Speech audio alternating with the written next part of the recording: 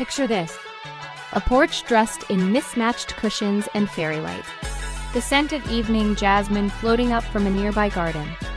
Wind chimes ticking softly in the breeze. And at every corner of the yard, little paw prints just waiting to tell a story.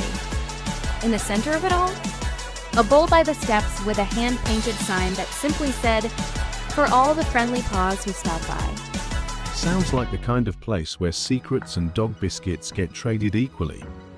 And where no one's quite sure who owns the cat, but everyone claims the bragging rights. Exactly. It wasn't just a porch. It was a whole neighborhood welcome mat.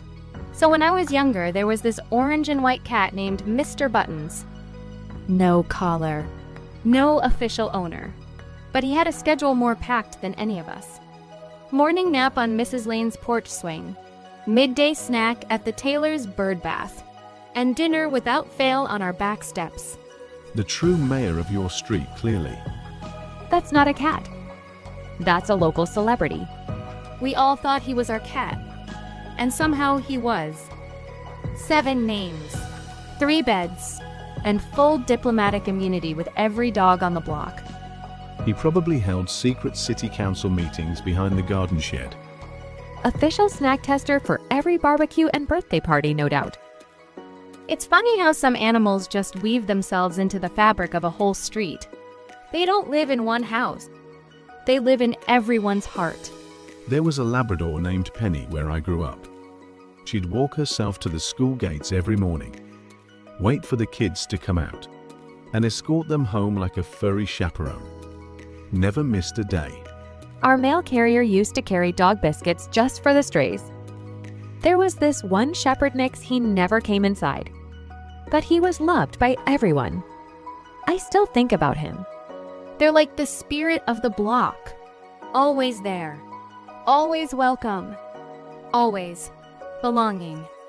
I can still picture the water bowls tucked beside stoops. Blankets on back patios, left there like little welcome mats, just in case. Sidewalk chalk messages from kids. We hurt socks, the tabby. Little signs that the whole block decided to love a little extra. You can almost hear it now. A porch swing creaking in the breeze.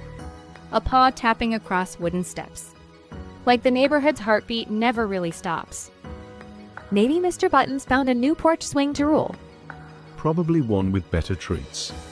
Mr. Buttons never asked for anything, and somehow he had everything. Because he had us. All of us. That's community.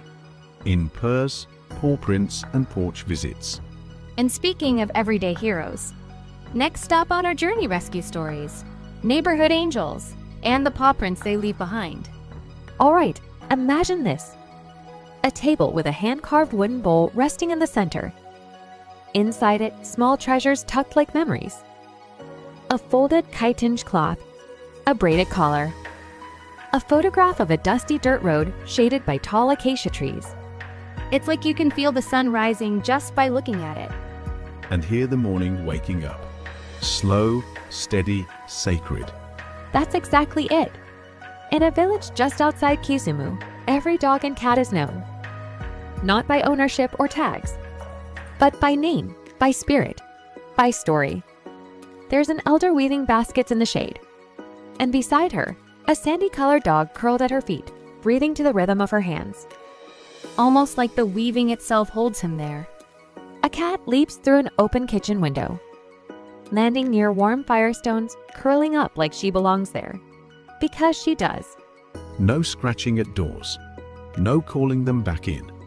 And every evening, there's this little girl who places a mace cake on a leaf for the evening dogs. A scruffy old sweetheart who visits like clockwork at sunset. No leash. No owner. Just belonging. They belong to everyone. And somehow, that means they belong even more. In villages like this, children grow up learning how to speak to animals. Not with shouts, but with calm words and open palms. It's not about commanding them. It's about meeting them where they are. Each day, someone refreshes the water basin under the big central tree. No schedule posted. No reminders needed. It just happens like breathing kindness into the day. And when a cat gives birth, it's a celebration. Space is cleared, food is shared, and the village becomes quieter. So the mother cat feels safe. Everything slows down for something so small but so important. The dogs roam, but they're never lost. The cats rest wherever peace lives. Everyone watches out for them, and in return, they watch out for everyone. It's like love is passed from person to person through the act of caring for that one animal. Not duty, devotion. It's not flashy. It's not posted online. But it's real. It's a bowl filled. A gate left ajar. A song hummed near a sleeping pup. In that village, animals aren't just pets. They're part of the soul of the place. What a beautiful way to be known. Not by ownership, but by presence. Maybe it's not about raising a pet, but rising with one. And speaking of pets writing their own rules, next stop, who really owns Whiskers, where we find out what happens when pets choose us. All right, confession time. I once thought I'd been personally chosen by a stray cat. I even have proof, this old photo album with a paw sticker that reads, "Whiskers, my cat." I'm already sensing a twist. Oh, it's coming. Inside snapshots of Whiskers stretched out like royalty. On my patio, then Mrs. Talbot's garden bench, and later, lounging by the neighbor's koi pond. Territory, all of it. Exactly. For 6 whole months, I was convinced Whiskers had adopted me. He'd greet me at the door, sleep on my patio chair. He even sort of responded to his name. Then one sunny afternoon, I caught him sprawled across Mrs. Carter's porch swing, purring like a tractor while she spooned him organic goat yogurt. Organic goat yogurt? Whiskers had taste. He had a better wellness routine than I do. Turns out, Whiskers had a full schedule. Mondays and Wednesdays at the Carlsons. Sundays on Reverend Martin's windowsill. Basically, wherever the snacks and sunbeams were. We like to think of animals as ours. But really, they're just relational. They connect where they feel safe, where they feel seen. There's a cat in my neighborhood that never crosses the street. Unless it's Wednesday. She visits the woman who sings to her while gardening. Every week. Like clockwork. I once had a pup who stopped by my place every Friday for a biscuit, then off he'd go, like a mailman with snacks. It's humbling, isn't it? We're not in charge of the relationship. We're just lucky enough to be part of it. I think that's the gift they choose us. Not for what we buy them, but for how we make them feel. Apparently, I made Whiskers feel like someone who kept a decent sunbeam on the deck. I'll take it. And hey, a clean litter box counts for something too. I may not have owned Whiskers, but I belong to him. For 1 hour a day, 3 times a week. That's all it takes to matter, really. We don't always need to own love to be loved. And speaking of love and community, look at this. What is it? A photo of Whiskers wearing a tiny bow tie at the neighborhood block party. Next stop, modern village vibes building community, one bowl at a time. Whiskers, always the guest of honor. He ruled with a soft paw and a louder purr. All right, friends, imagine this.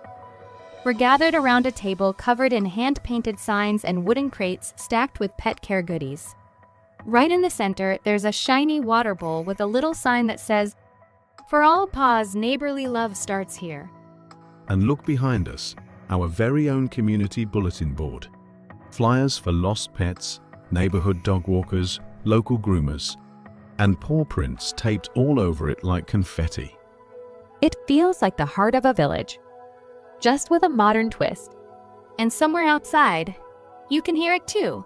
Kids laughing, a dog barking playfully, a breeze that smells a little like fresh-cut grass and adventure. Sometimes I feel like the only thing missing from my street is a water bowl on every porch. It's such a simple thing, but it says so much. It says, you belong here. Exactly. That's the spirit we're talking about today, how we can stretch that kindness beyond our own pets and offer it to all the paws that share our neighborhoods. What if we started with a bulletin board just for Pete needs? Not just for lost pets, but for things like pet sitting, dog walking, even sharing extra supplies. Or a community pet patrol. Take turns checking on pets, walking dogs, helping out when needed. I can see it now. The Paw Patrol. Vests optional, enthusiasm mandatory. And water stations. Not just at home, but outside cafes, parks, stores. Make it easy for every tail wagger and whisker wearer to get a sip. And don't forget those impromptu puppy breaks. Little public spots where you can stop, chat, and let pets be part of daily life. It's amazing what a bowl of water or a shared snack can spark between strangers. It's like showing up for each other without even having to say a word. By caring for the animals in our spaces, we're caring for the people who love them too. It's such a simple way to stay connected.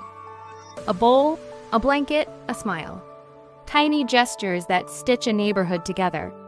And those tiny gestures, they add up. They build trust. They build belonging. You know, who would have thought something as small as a water bowl could create a ripple big enough to make a village? We're all part of it, this living, breathing neighborhood, held together by paw prints and porch lights. Maybe the next step is a pet-friendly picnic in the park, celebrating the community that's already blooming all around us. We may not be able to recreate the villages of the past, but we can definitely create one for our pets. Small acts, big changes. We don't need grand gestures, just a little bit of space and a little bit of care. A neighborhood that raises its pets together, that's a community worth building. And speaking of communities that bloom with paws, our next stop is all about those modern-day heroes rescuers, fosters, and the everyday angels who help pets find their way home.